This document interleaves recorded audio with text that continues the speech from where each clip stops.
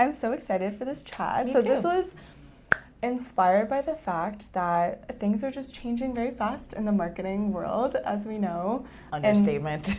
Yeah, so fast. And I feel like we obviously live in the marketing, in the AI bubble that is SF, Silicon Valley.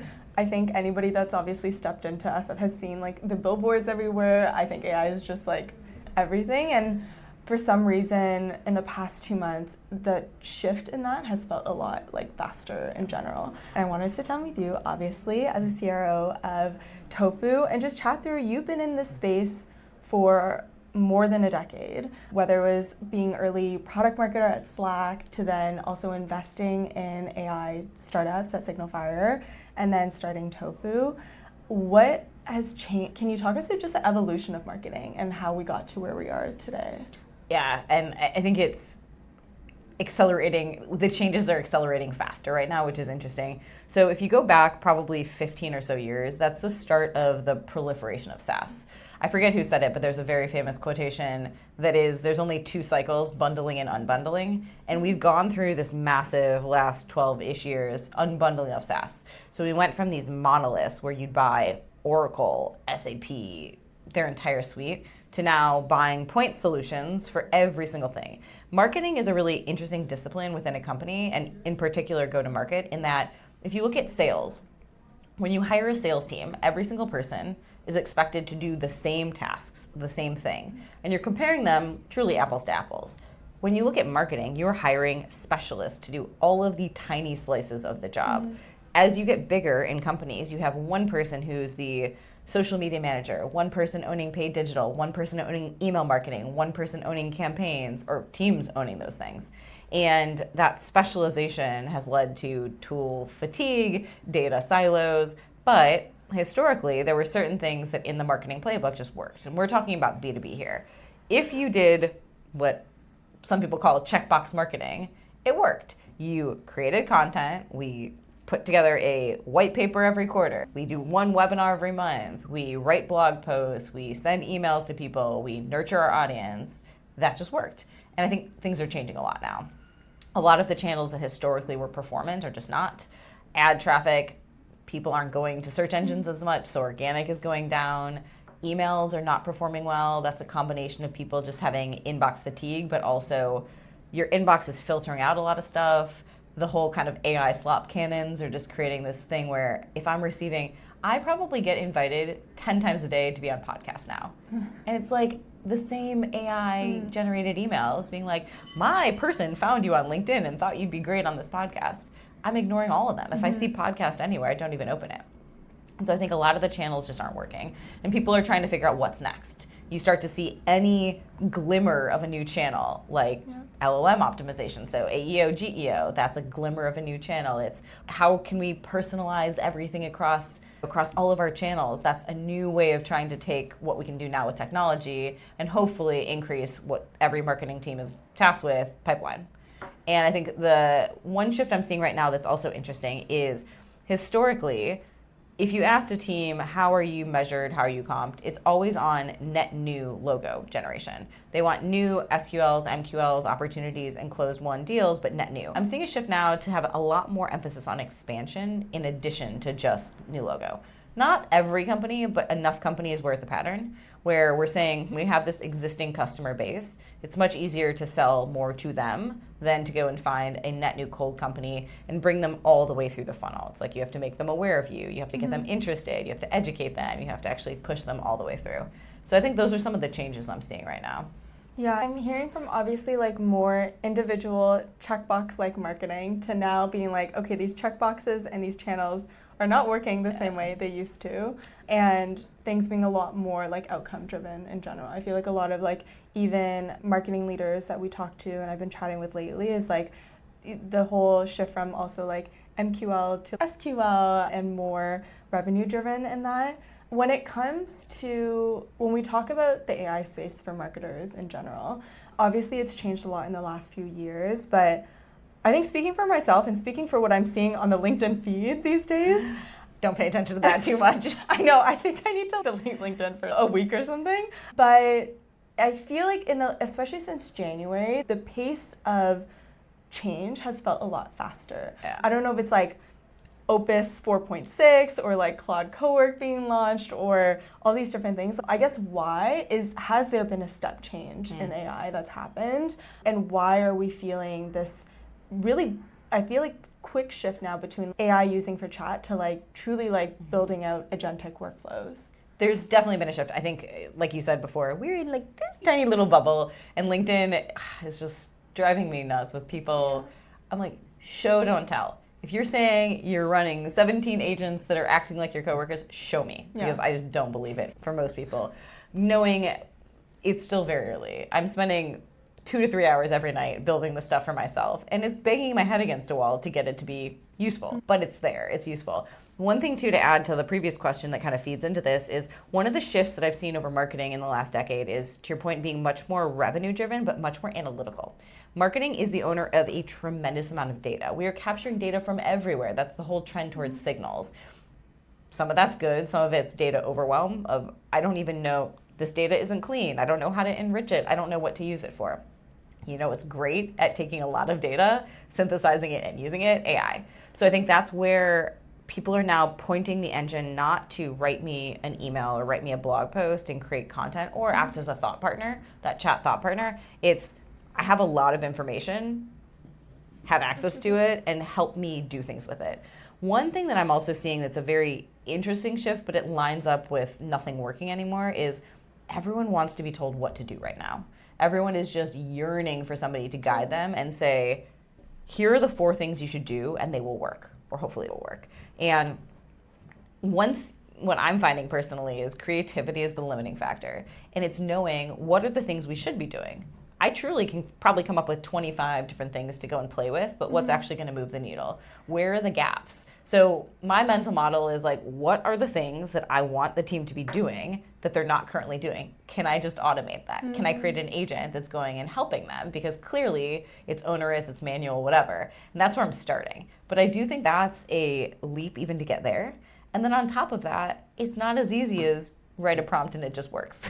I wish. Yeah, I feel like it's still like training a kid, or not a kid, it's smarter than a kid now, but you are still training it and like giving information, and I think you still need to be there while it's building things. I feel like when I'm going through like cowork and stuff, like I feel like few prompts, it'll ask me for guidance, or maybe it gets like stuck somewhere, and then I'm like, hey, try this other route. So I do think there's a lot of, but the ability for it to take over our like browser and stuff and actually do things is pretty cool. It's amazing. Yeah. It truly feels like magic. Yeah. All I want to do is stay up all night long playing with it. Yeah. I finally upgraded my account to the max account because I'm like, I keep hitting the limit. Yeah. I need more. Totally. It is crazy. There's also something to be said around, I saw this back in the right out of college in 2012-ish timeframe, where iPhone came out in 2010 or somewhere, maybe a little before that, but that was kind of when like the App Store started happening and people were building all kinds of these mobile apps. We saw so much more SaaS tools just entering the enterprise. And this whole concept of shadow IT was a huge fear of people. People going rogue and downloading their own apps, installing different mobile apps, things like that they'd use that had access to work information. We are going to see the exact same thing now. I'm in the privileged position where I can like do what I want. Yeah. But knowing that I'm giving it access to truly a tremendous amount of information, I'm sure large companies are terrified of that. Yeah, the security thing. I'm like, soon enough, people are going to give it a credit card also. Oh, and people are already doing that apparently. I'm not surprised, honestly. And I think for me, it's like baby steps. First, I'm not letting anything get 100% of the way there where it's fully automated. There's always a little bit of a check. For example, one of the things I built is the customer lookalike agent. So anytime a deal is closed won, it's going and finding 10 closest lookalike accounts. It's finding the contacts that fit our ICP. It's ingesting all the deal data, the call recordings to understand nuances about the closed won customer, using that to ghostwrite a bunch of emails. I'm having it send the emails to Slack. I'm not having it send the emails. Yeah. And the reality is, after some tweaking, you can get them good enough where I get to the point of comfort. But I do think right now I'm still being a little bit more cautious of saying, let's put a gate in place just to make sure nothing goes totally off the rails. Yeah, and I think to even that point, it's like, it's also going to take time for you to get it to sound like the way that you want it to sound like and to train it. And then to what you're saying, I think I wouldn't be surprised if a few months from now that is an entirely automated workflow. There's a few things that I don't think are going to get wildly different or easier, but it's more once you know how to do it, it unlocks a whole new world. So a couple things I guide people on is, number one, there's some setup that you should do before building any of the stuff. The first thing is actually creating skills, and I'm finding the skills, the narrower the better. So originally I had tried to create a skill that was giving it tons of information around ICP, messaging and positioning, use cases, personas, that kind of thing.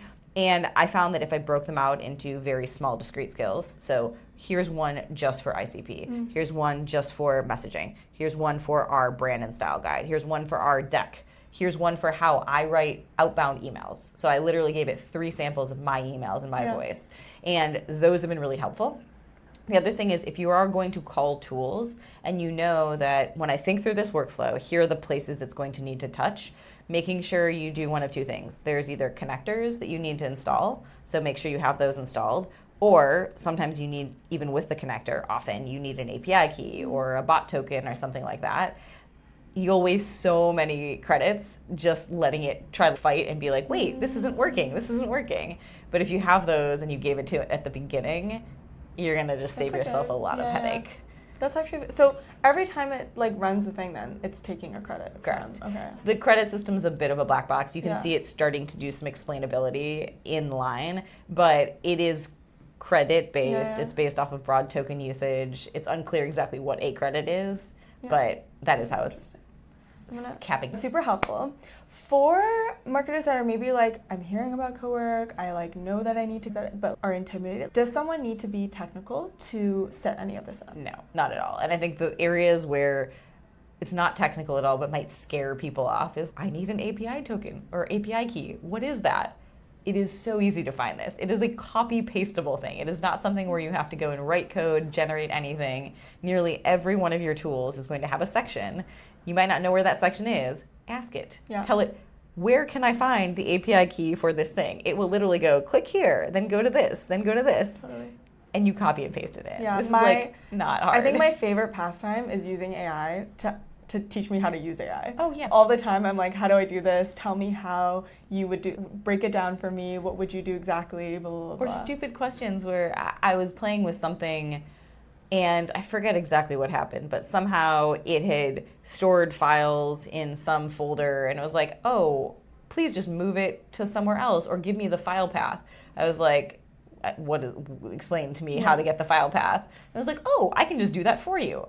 And you're like, thank you. But I think most people, for some reason, are also intimidated by looking dumb or being like, I don't know what that means. The good thing with AI is that it will not judge you.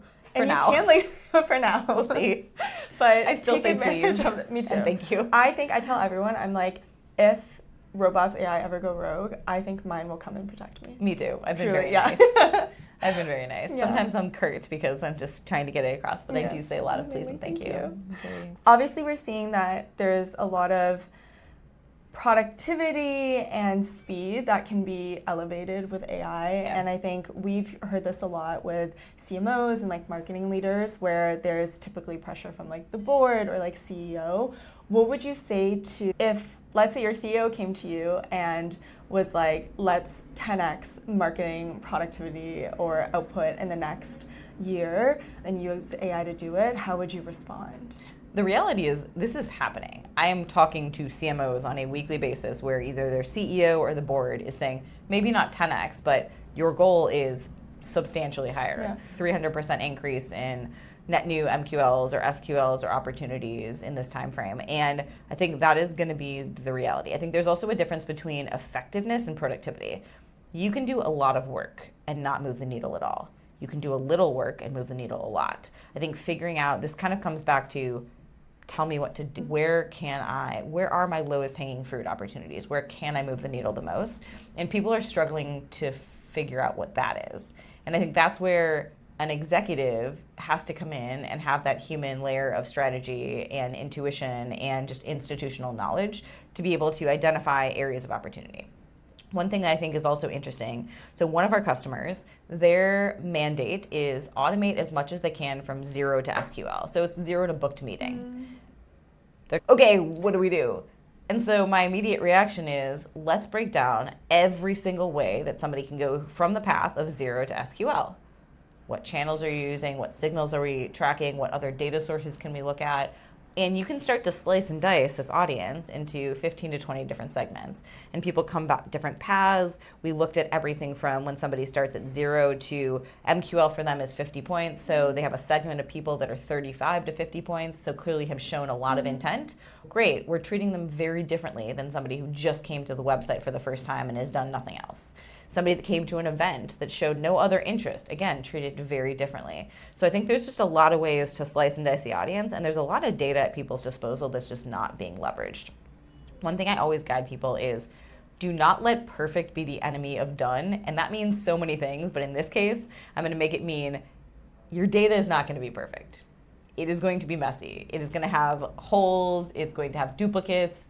It does not matter. Specifically in the domain of marketing, unless you are doing something in a highly regulated industry with highly regulated data, the cost of failure is so low.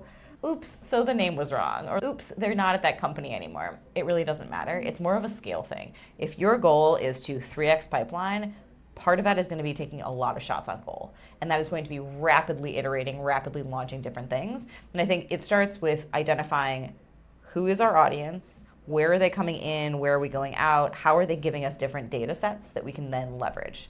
So that's my biggest piece of advice, of take it one step at a time, find the lowest hanging fruit opportunities. And so I think the 0 to SQL thing is interesting, but then I said, great, but you're also talking about going after the hardest segment of people. What about the stalled MQLs, the stalled SQLs, the opportunities that have been stagnant, the people who were close lost? Yep. The expansion opportunities, that's actually easier. For some reason, everyone wants to put all of their energy in the hard part. Yeah. But I do think that they should, if I was a CMO, I'd be focused on tons of the lower hanging fruit opportunities, which needs to balance. I get that there's a net new logo component to this and a mandate around that, but I also think that, again, re-engage opportunities. They already were interested in you. They already are aware, like maybe they went with a competitor and you want to go and displace it. There's a lot of plays you can run on that side, but I think people often just neglect it. I find for us, every time we kick off one of those type of campaigns, instantly booking meetings, like instantly. And it's, oh my God, we should have been doing this. So yeah, the always is should have. And then I think to what you're saying, there's a lot of, just because we can do more with AI, it's not always like the more. It's like being intentional about this is such a powerful tool at our fingertips, and what are the shots and like the bets that we're going to take that we can really leverage this for, that will 10x in a lot of ways as well. Another conversation that came up a lot with leaders was just when it comes to team and different things. As a VP of marketing today, like how would you think about just hiring, team structure? What do you even look for? I feel like nowadays, just what we need, and things are shifting so quickly. So how would you think about that? I have pretty strong opinions here. Okay. We'll see if this plays out. I think that the personalities and like the personas that we're going to have exist in 3 to 5 years on a marketing team are going to bifurcate into one of 3 different buckets. Bucket number 1 is the strategic bucket. This is going to be your CMO, your VP, your leader. They're going to come in saying, I am the overseer. I'm looking at all the data. I have a very clear vision in my mind of what we need to do and how it should be executed, but I'm not the executioner. Like, I'm not actually doing the work. That's one persona. Those people have to be good. They have to be decisive. They have to take action. Second persona is the ops persona. I'm just calling it that. I don't know what it actually is going to be, but the ops persona is going to be the one who is puppeteering and orchestrating the agents, the workflows, the apps that we're using, all of the different things. But they're going to be the ones who can take that strategy, understands systems thinking, understands tools really well, very tech savvy, and is going to turn that into either agents they build, agents they buy, agents they go and orchestrate. The third is the creative.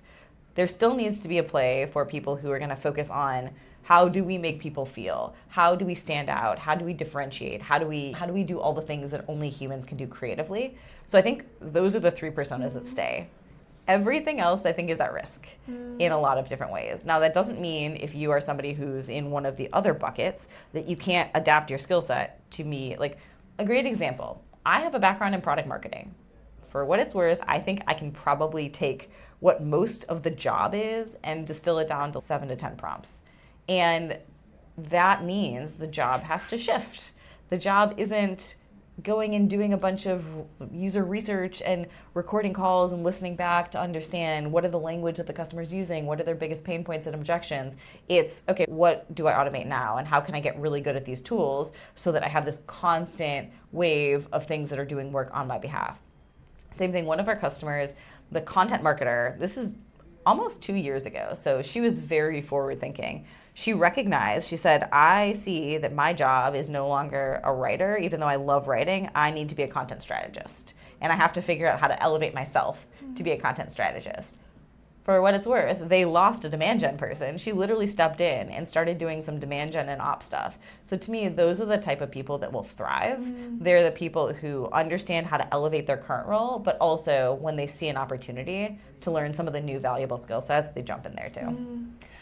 Yeah, I think it's a lot of it's almost just the ability to adapt to the change that's happening. But then let's say you're someone that is a like IC marketer that's watching us that isn't falling into those individual buckets. Like, what is like one thing that you would say today for them to do to at least get more used to the change or to try something? Like, what would figure out how to get really good at tools. And again, that can mean 100 things depending on what you're tasked with and also what tools you have at your disposal. Yeah. There's definitely companies where they're not allowed to use OpenAI or Anthropic or anything like that. Great. Do you have Microsoft Copilot? Figure out how to get the most leverage out of that. Like any of these PLG tools that aren't touching any data, figure out how to use them. Figure out, again, it's more of breaking down the jobs to be done by your function or even adjacent functions that no one's doing and figure out how to do them in as much of an automated way as possible if that's the job to be done.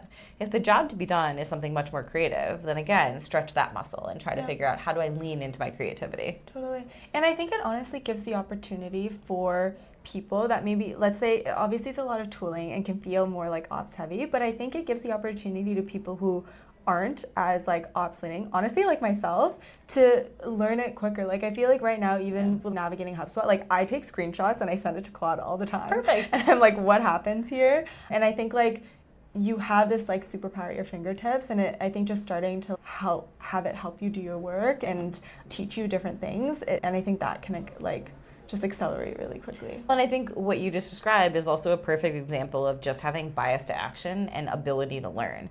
It doesn't matter if you never get good at HubSpot. You're just like you're figuring it out yourself. Yeah. You're not saying, I need an ops person or, oh, let me send it over to somebody and wait 24 to 48 hours for them to give me an answer. You can, in the span of 5 minutes, go and figure it out. I think AI will make us less patient as humans. Oh, it's already made me less patient. Yeah. I'm sitting there being like, at first it was a cool party trick to watch it do its thinking and be like, ooh, like what is it saying? Ooh, that's interesting. Yeah. And then I got to be like, okay. Can you hear it? Yeah, I was going to say, what do you do when you're waiting for it to load? I usually am doing something else. Okay. I'll forget about it. I feel like you're like... I'm constantly multitasking. I'll just switch to a different tab or like whatever was on my next to-do list. I did turn it, again, I'm in a privileged position. I did turn it from the ask permission as the default setting in Claude Code or Cowork. I did recently change it into the bit more of the YOLO mode of just accept edits. It still prompts you a bunch. So I'll forget about it for like 5 minutes and come back and be like, oh shoot, and I have to go and accept permissions. But... just jump and hop. Just do, okay. I was like, I think there's an opportunity for people to build something for during the waiting time for Claude or something to do it in there. A little game, Flappy Bird. Yeah, something. I have some... Should just teach me, I think it should, I have an idea for this. Okay. This would be really fun. Again, this is very personal, so there should be like some configuration when you set it up. Like, what are you interested in? What do you like to learn about? What do you want to hear? And it does not matter whether you care about pop culture and want to hear about Taylor Swift's new whatever, or I really like weird science history, like science facts and weird. I used to buy these book series called like Why Do Fish Drink Water? Or sorry, Do Fish Drink Water? Why Do Clocks Run Clockwise? Oh, I know. Those type of things, like useless knowledge. I would love for it to just give me useless factoids. Yeah. Oh my God, those are like I feel like those are like videos that like have popped up for me on like YouTube or just like interesting learning. Yeah. But honestly, I could see that. Or survival skills. Those are my two things. How to build a fire. Maybe one of those. Ooh, another question. As a revenue leader, how has your expectations for how you operate changed and for your team? Like, obviously we've talked a lot about like the strategy and being able to like execute, bisect, all these different things, but what would you say has been like the biggest shift that's happened? I think the biggest shift is the ability to move very quickly with lots of, whether it's tests or more holistic initiatives. We can just make a decision together as a group and then tomorrow execute on it. What we're doing now with these thematic campaigns. So we decided every month we're going to pick a theme. We are able to do so many things. It would have taken people a quarter, and we do it in the span of 1 week. Yep. So I think that ability to come together as a group of humans to coordinate. Everyone has their marching orders and tasks they're doing, and then be able to go and do it, and also be able to have that feedback loop of what is working, what should we tweak. On the how I think about the team, part of this is not new, but part of this is now my expectation is not unrealistic. I really respect just people who have a very strong bias to action and just see something and know that it's the right direction to try and just do it. And I think now it does not matter what your skill sets are, you have the ability to do it. I think therefore it's now a very realistic, but also not overbearing to have that be the expectation of, for example, sales. I went down this rabbit hole talking to different sales leaders on different companies on the pre-sale side and then the post-sale side. And these bigger companies on the pre-sale side, they'll have an AE, they'll have a SE, who's the sales engineer, who's doing like the custom demos. Yeah. They'll have a solutions consultant who's doing like the solutioning, coming up with the right use cases and stuff like that. And I'm like, then what's the AE doing? I think that you don't need 3 people to do, in my mind, which should be one person's job. You now can have one person who can do a lot more of the entire function, which to me also, maybe it's my personality, but that feels way better as a person, like way more empowering. Like I don't want to have to rely on other people to do the things that I feel like I'm unable to do or inequipped to do. Now I want to go and run my process or do whatever I want.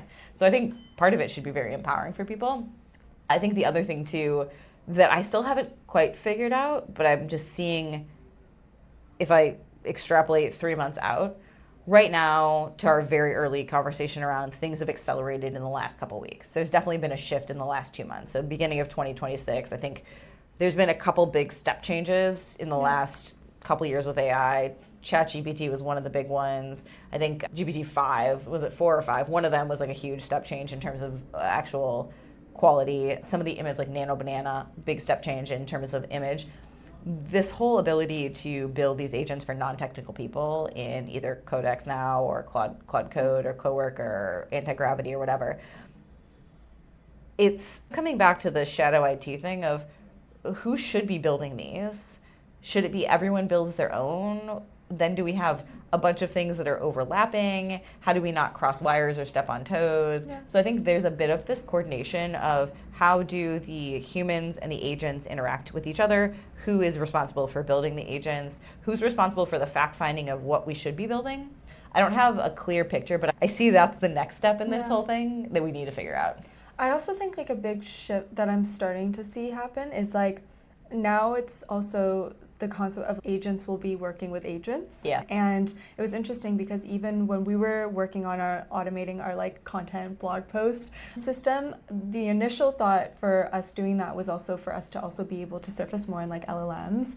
And then as we were creating it, there was a moment where we realized and we had to ask ourselves the question, who was ultimately the audience? Was it a human or was it an LLM? Because when we created a blog post that was generated for an LLM, I was like, I would never read this. Like this, it's so long, it's so dense, like all of it. And it's interesting because what you create is almost like the opposite for both and what each would want. And I was looking at I just saw a post on LinkedIn today where it was just like, websites will become like obsolete. And we're obviously going through some shifts with our website too. And I'm like, oh my God, how do we optimize this for LLMs? And I think that is just gonna be an interesting shift, I think, is as we build things, like, who is the intended audience and how does that change what we're going to be seeing? I've had this conversation with so many people, and there's definitely different camps. My camp is very much that right now we're in the phase where you pick an audience. Are we writing content for humans? Are we writing content for AI? And I would treat those very differently. And I do think that makes sense. On the website thing, I also agree that I think over time, we are going to go to more of these LLMs or agents or something that's doing the research for us. It is going to distill down the things we might care about. We can give it some inputs on what we're looking for. I think in the short term, though, that's going to take a while. So now I can see a world where you have two variations of your website or different sections. The sections for the humans, the sections for the AI agents or the LLMs. And I don't necessarily think that's a bad thing because, again, we consume information in a very different way. Yeah. But I definitely agree. I've talked to a bunch of people who are like, no, it is, you write great content for humans, and that's obviously going to show up in the search engines, which I don't necessarily agree with. Yeah, it's not true. It's so different. Also, the places that it crawls are different. Yeah. So it's going to rank a review site or Reddit or YouTube or places like that way higher than your blog, assuming your blog doesn't have giant domain authority.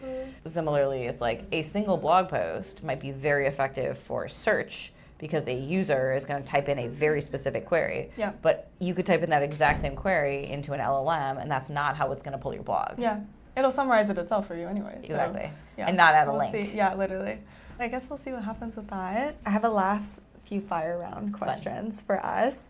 Okay, the first one just had to be if you had to choose between one of the AIs, ChatGPT, Claude, or Gemini, which one would you pick?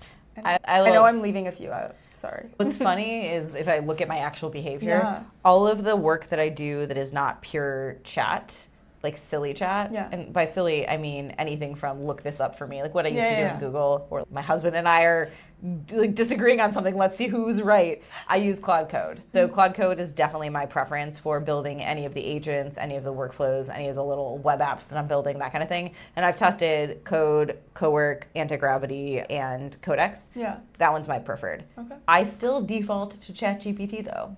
And I don't know if it's just because old habits die hard or if it serves my purposes well enough. Because again, I'm not using it to do writing for me. I'm not using it to do anything like that. It's purely just either thought partner. Yeah. Poke holes in this, give me a different perspective on this, or find information. But that's my current stack. Okay. I use Gemini for nothing outside of Nano Banana. Yeah, me too. Which is interesting because again, Google's been my life for how long? But yeah, I do not use that. I did not like anti-gravity so much, but I also think I hadn't given it a really fair shake. I have not tried that one. I feel like I'm so loyal to Claude, but I feel like Cowork I've been more impressed by over time. I think at the beginning I was like, I don't know what to do with this thing, but over time I think especially having it move through my browser has been like really cool to the first time. It's crazy. It's insane. Yeah. But yeah, I think for everyone it's like there's different things that you might like in one model more than the other, and I think I always tell everyone I'm like just try them out for different things. Totally. And I think the reason why I even got stuck on Claude at the beginning was just I always felt like it was better for writing, and I feel like I do a lot of writing, so that ended up just being the space that I spent most of my time in. I agree. I think for me though, typically I like to write, and I have two kinds of writing that's functional and writing that's meant to be more of my creative outlet. For things that are like LinkedIn posts or whatever, I don't use AI at all. I actually do not use a tiny bit of AI in that. For things like we did a webinar, if I'm like, hey, help me turn this stuff into slides for a webinar, I don't need to write that. Totally. Yeah, I agree with that. Okay, 3 more questions. If AI can draft now and do end-to-end campaigns and narrative writing and pressure test positioning for like product marketers, like what then becomes the value of the human marketer? That's getting back to the 3 roles people are going to play. I think that AI is really good at synthesizing data. I don't think where it is good enough yet is understanding what to do with it. I, as a human and as a revenue leader, can prompt it to look for this data and look for these type of patterns and help me make sense of it. I don't think it's going to now give me a strategy that's actually going to be unique and useful. If everyone is doing that, it reverts to the lowest common denominator. Totally. And so I think that's one important role is the letting AI be a really effective partner in helping you make sense of a lot of information and data, you taking that and saying, now I get to make decisions. So the decision-making process. The second thing is there's still going to be humans that need to create these agents and tweak these agents and create new ones and help them work together and all that stuff. And that gets into that ops persona of, again, I think of them as more of this puppeteer. Of, now here's my team that I just hired and I need to train them all. I need to make sure that they're like have all the resources they need. So that's the other persona where I do think a human is still really important. And I do think the agent building part is right now one of the key pieces to that. And that's a really fun role to have. And then the last one, again, is like, what sets you apart? What are we doing that are the big brand bets? How are we trying to stand out? How are we trying to evoke an emotional response from our audience? Because at the end of the day, people buy from people. And if you think about the consumer world, the brands that stand out have some very emotional connection. And I love studying the ad industry because they're the best at this. They absolutely know how to elicit whatever that is meant to be. And sometimes it works great, and sometimes it works very poorly, like the Ring commercial at the Super Bowl with the what Ring one? The puppies. Oh, so Ring launched a Super Bowl commercial where it was showing how we can help find a lost dog because we have all of the data from the cameras, which meant to be like a so heartwarming. Yeah. It immediately turned into a, oh my God, you can do mass surveillance on people, and you can like literally stalk people. Were like, no, 100% 180. Then again, it's like the entire concept of modern Santa Claus was invented by Coca-Cola's ad agency. It's true. And so many Valentine's Day is a marketing thing. Absolutely. I feel like so many of our holidays are. Anytime there's an opportunity for people to spend money. Yeah, but I'm like, I think I also pull a lot of inspiration from consumer brands because so much of it like ties into the identity piece. And I think honestly that this whole shift might be what makes B2B companies lean more into that, because now any individual has more power to go out and bring in tools, because now I think there's such an encouragement to try different things. And I think the more we leverage AI to do the work, the more we need the people that are going to be creative to stand out. Totally. Like really need people to lean heavily into that and take bets. I think that's the other thing is people in B2B tend to be really cautious. I think we're going to see people not be so cautious, hopefully. What is a conversation that we're having internally at Tofu that you are not sharing on LinkedIn? I think the conversation internally, I think there's two. One we touched on already is like what happens to marketing teams. Are teams going to be are people going to be safe? Are a lot of these roles going to remain? Or are they going to not? And I think, again, discussions around probably not for the vast majority, and we're already starting to see it happen, and it'll just accelerate. I think the second one is around just the future of software holistically is, do people want to go and use UIs? That is how we've built everything, is that a human goes to a specific interface to do a specific job, and that job sends data other places, and that those places have a structured database, and that database is sending data to a warehouse. You can start to see the collapse of a lot of this stuff if we don't need, again, like websites, if we don't need to go to websites, if the humans are calling an agent to go and do the workflow for them and pull data from places, put data in other places, do you really need a separate UI to configure different things? So I think that's just something that I don't know what that time frame looks like or what happens, but I think that definitely is something on our minds. I feel like, and who knows how quickly these things will happen. Slower than we think on a lot of angles, faster than we think for a very small subset of companies. For a marketer that maybe is watching this right now that is feeling overwhelmed or anxious about all the change, what would you want to say to them? I think the biggest thing is just that these tools aren't scary, and I think people have so much fear of getting started and not knowing what to do, looking silly, saying doing the wrong thing, not being able to actually get something end to end. I spent over 90 minutes last night doing something that should not have taken that long, or I didn't think it was going to take that long. We wanted to spin up a referral program, and I needed a place we literally had 2 customers in the same day, crazily, say, hey, I have referrals. Do you have a referral program? And I was like, yes, we do. So I needed to build this page. So there were a bunch of decisions that went into that, which, again, I went down a couple wrong paths and had to recourse correct. But that was hard. And it's hard for me, who's built a bunch of these very sophisticated agents. So again, it's like, I expect to bang my head against the wall a little bit. I expected things to go a lot smoother than they didn't, but it's just having patience, having a bit of grace for yourself, and just not being afraid. I think that's the biggest thing, is just try. It's magic once you figure it out, but it takes a little bit of, I think some people need a little bit more of a push. Yeah, and I think if you're in the same LinkedIn echo chamber as we are in, I would just ignore all of that. Ignore LinkedIn completely. Because most of it is, I think there's like a gap between, again, expectation and reality. Totally. Expectation right now, if you're just scrolling socials, can feel like things are totally magical. You press one button and you have campaigns up and running. Like, the reality is that there's still a lot of blips along the way, and if you are facing that, even when it comes to, I don't know, setting it up initially, or you feel like you're having to go back and forth a lot, the reality is that is all of our experiences. Totally. And that is, that's normal. And the last mile is the hardest. Yeah. I was able to get a page pretty quickly. Did it work? No. Did the form work? No. Was it on brand? No. So then it was a lot of this calibration of being like, use this exact logo, please. Make sure you're following the fonts that I already stored in a skill. Yeah. The form was a HubSpot form, which again had a bunch of nuances and complexity there. But it's, again, it's not pretty when you're doing it, but then now I'm like, now I'm done. Yeah. And what that process would have looked like before is literally waiting. I would have had to find somebody on Upwork or a Webflow developer to go and first design it, then maybe a couple more days go by, then they're going to build the page, then they're going to ping us, then the next morning we're going to test it. If it doesn't work, we're going to have to go back and test it again or give feedback. That whole thing would have taken me a week. And again, it took longer than I wanted, but in 90 minutes it was done.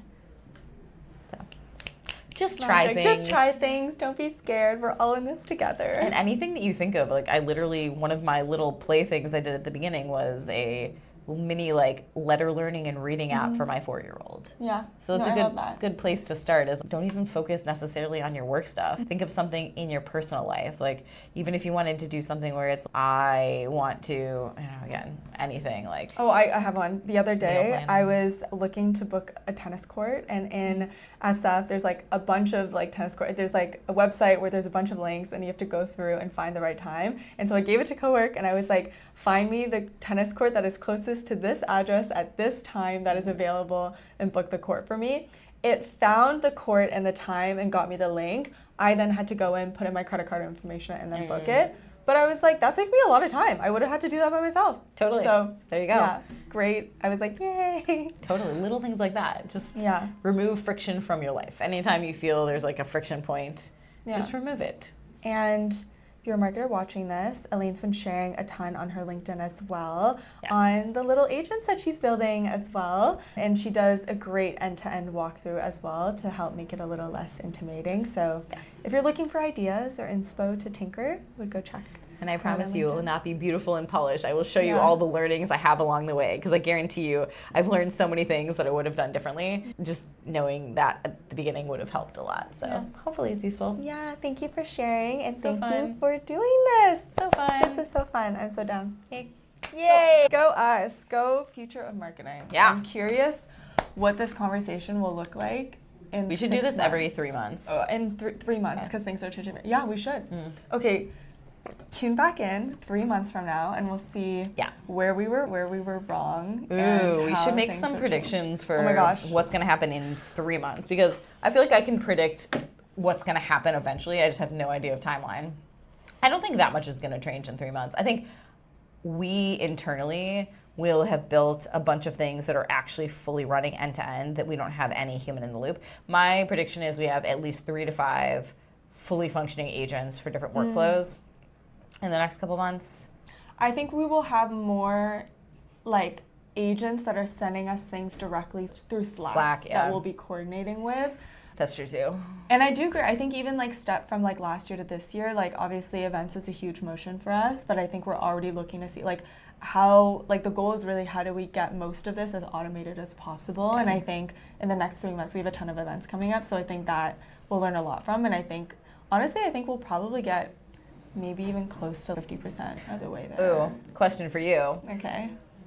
We'll do below or above 6 months in terms of timeline, when we will feel comfortable for an event process, like for an event agent we build, giving it a credit card and letting it do anything with a credit card? Below or above 3 months? 6 months. 6 months. 3 months, no. 3 months, no. That's a good question.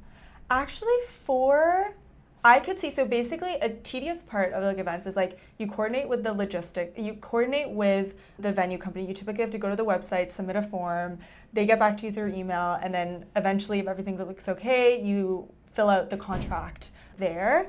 And I actually think that I could see us automating in 6 months. I think for sure that full process will be less than 3 months. I think we can do that whole thing of having it go and fill out a bunch of forms on vendor sites, having it come back and probably have a bit of human in the loop. We summarized all the things. Here's what it looks like. Good to go. Totally. And then you can pick which one you want. It'll go and actually do all the negotiation, not negotiation, but like the workflow with the vendor.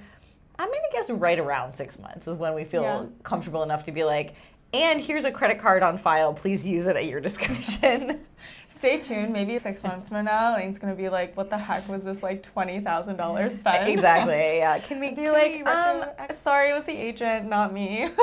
It's like when all the App Store stuff was happening with all the kids accidentally buying all the stuff on the apps and they didn't realize it. No, so, oh my God, these families were racking up like thousands of dollars of bills in-app purchases. And they had no idea because the kids were doing it. Yeah. I could see that happening totally. I think especially 100%. Personal account, like people will already start doing it. Yeah. Next thing you know, so we'll see. I know what will happen. Yeah, my personal stuff. I'm like, unless it wants to order me running shoes every 4 to 6 months, like maybe I'll let it do that. Not a bad. It's actually not a bad one. Yeah, not a bad one. I really should just have that show up. Yeah, I would love for something to automate like health appointments. Like dentist appointments, checkups. So true. Like it's just like things that you like maintenance things I think would be amazing. But yeah. Okay, stay tuned. This is great. See you and good luck out there. Yes. We're all in this together. It'll be fine, I promise. It will be. Or not. We'll see. Yeah. Or we'll all die together. No, that's very morbid. Do you watch Black Mirror?